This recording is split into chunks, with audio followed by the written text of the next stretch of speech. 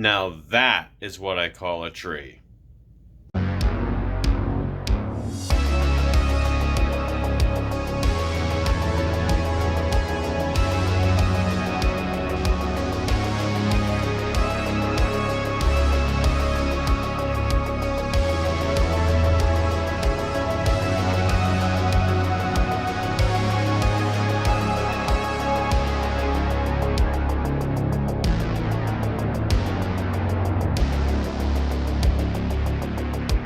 Hello everyone, welcome to the Ginger Snaps. Here's Christmas Horror Month. We'll be discussing Christmas horror movies with you guys in a very festive but blunt way. I'm your host, Steven Harrold, and in today's video, I'm going to be giving you guys my review for Black Xmas, which was released on December 25th, 2006. So 2 years ago, I had reviewed the original Black Christmas, which was released in 1974, and of course, it was a Christmas special. And I knew that going into this year, I wanted to talk a little bit more about more horror movies that came out around the Christmas time or advertised as Christmas horror movies. So of course, I have to talk about the 2006 remake. Now, of course, this is the first of two remakes, and of course, this was back in 2006. And this was at the time, of course, the early 2000s, where a lot of horror movies got remade. I mean, we had gotten the Texas Chainsaw Massacre remake in 2003, we had the Grudge remake in 2004, we had the Dawn of the Dead remake in 2005. So many movies were getting remade at this time. And Black Christmas was no exception. Now, of course, in doing so, this movie has gotten the flack of being one of the worst remakes ever made. Until recently. Now, a lot of people have gone and defended this film. A lot of people still think it's not one of the best today. So what do I personally think of it? Well, that's for me to discuss. Now, let's get into my review for Black Xmas. Now, for the story of this movie, of course, as we all fucking know, it's basically a remake of the first movie, the Black Christmas. But of course, they delve into the character of Billy, of course, in this film, where, you know, we get to see why he was the way he was, and see all the college students who are these sorority girls who are living in the house that Billy lived in, and basically trying to survive the night of Christmas Eve, and hopefully Billy doesn't kill them. Now, of course, like I said, it's a bare basic kind of story. Now, doing a remake of the first film, of course, you'd have to take that into consideration. They do have to make some changes. Now, of course, this movie make some smart changes. I mean, you do get to explore the mythos and the reason as to why Billy is the way he is.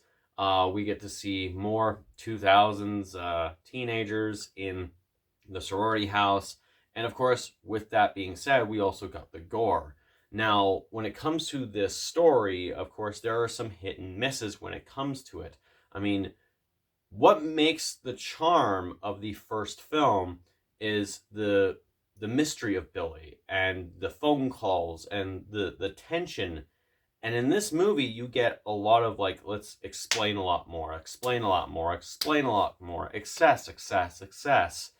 And sometimes that could be a little bit draining on some people. But for me, when it comes to this film and its story, I kind of don't mind it. Even back in 2006, I didn't mind this film whatsoever.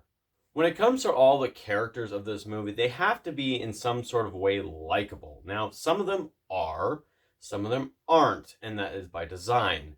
Now, the one thing I do have to say about this movie where it kind of flops when it comes to the characters between the original and the remake is that the original, they were a lot more likable. They had a lot more charisma to them.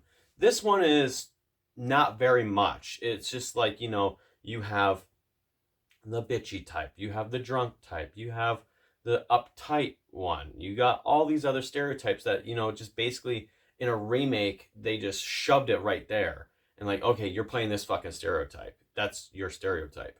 Now when it comes to all the characters, I mean, when even rewatching this movie, I realized how star-studded it kind of was when it came to all the female actresses who played in this movie, and I was like, oh shit, you know, yeah, she ended up winning on to do other things, and oh, that one did too, and oh, that was just one that was in the remake of Nightmare on Elm Street.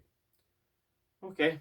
But other than that, when it comes to the characters, you know, they're good for what the time was, but of course, it is one of those things where it's like, yeah, you could tell it's early 2006, or late 2006 at this rate.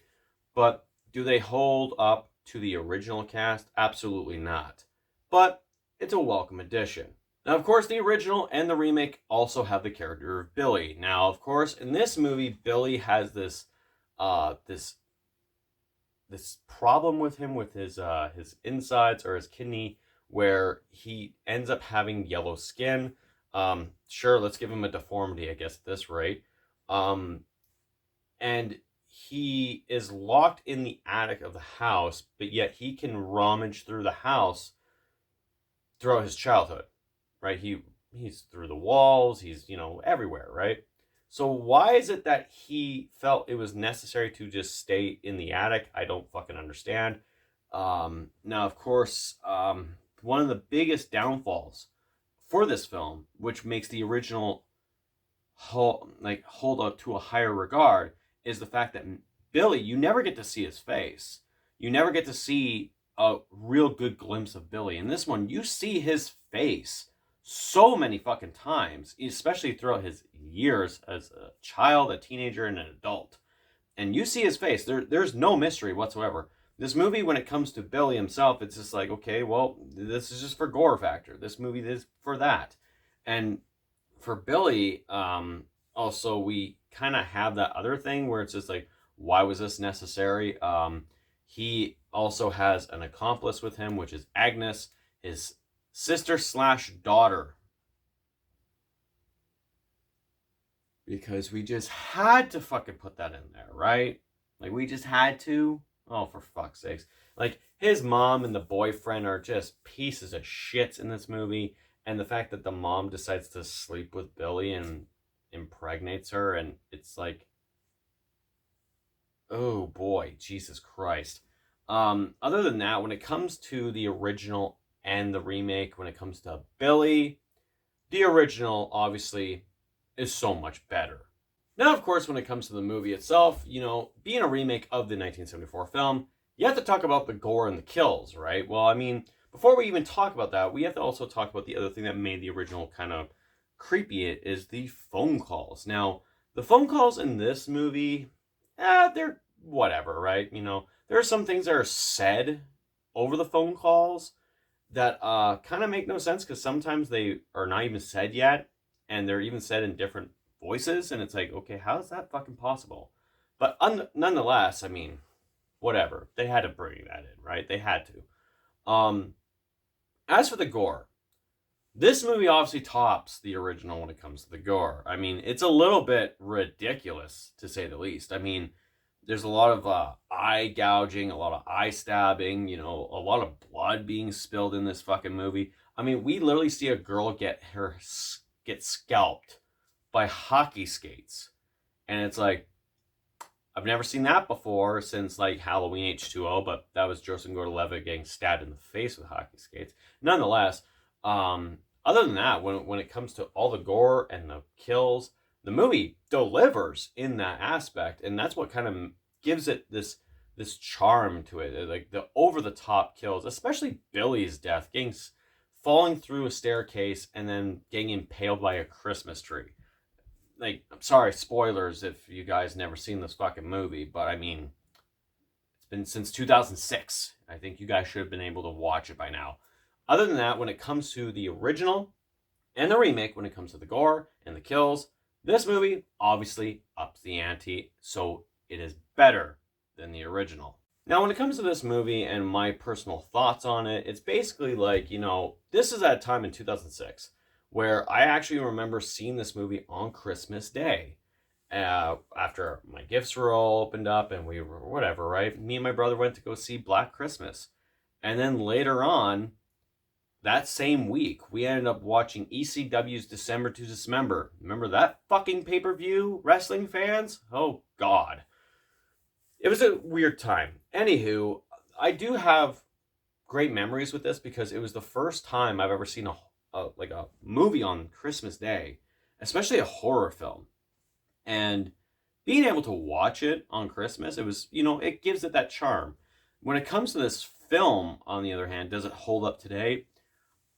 it's kind of like on the fence, you know, like there are people who still hate this movie for what it is. There are people who have come around to this movie. Like I said, I don't mind this movie, but I do see the flaws in the film. This movie is kind of scattered all over the place, and even the ending is very abrupt, and half the characters you get to not really get to know, and then they just get fucking killed right off the bat. The addition of Agnes being an accomplice as well. You know, it's like, okay, whatever. But at the same time, did we really need to have Agnes be not only the sister of Billy, but also the daughter of Billy? We didn't fucking need that. But other than that, nonetheless, this movie, after rewatching it, it was like, yeah, I kind of actually had a fun time with this. It's just, it doesn't hold up a candle to the original whatsoever.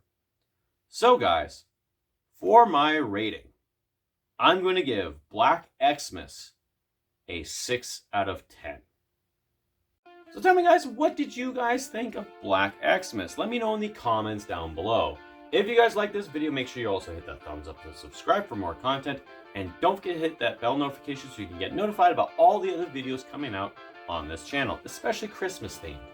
Anyways, guys, that's it for me. This has been the Ginger Snap Series Christmas Horror Month. I'm your host, Steven Harrold, and I will talk to you guys later. And let's get a new little monarchy here. Let's go. 'Tis the season to be spooked. Let's go with that one, right? I guess that'll probably fucking stick. Anyways, guys, see you in the next video.